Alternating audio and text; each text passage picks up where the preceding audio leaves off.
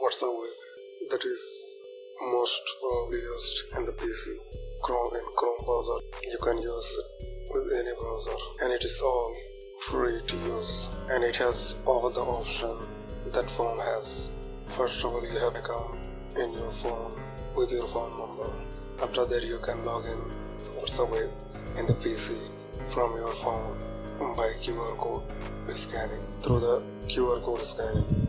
After the login, the interface should be like this one. Settings make your WhatsApp feel to use comfortable with all the options they will give you to use. Click on the three dot icon and you will get any option that you want to set for your WhatsApp account, and then you can click on the profile picture and you will get all the setting for the profile picture. And if you use the WhatsApp business, and you will get some feature that helps you to manage your business, like a small business, to contact with your customer. There is some option like advertise on Facebook, catalog, profile. You will get in the setting option on the privacy, security, everything that your WhatsApp account needed to be set. You will get a status bar and some of the option, and then some send in document option. Then you can send to your client or your friends.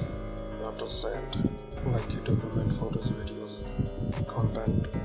When you think that your job is done, then you can log out from your PC's browser.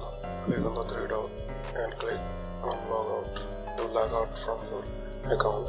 And after that, you think you want to log in again, then go to your phone account and then click on three dot icon and click on link to device and click on link device and scan it through your phone. That's it. Thank you.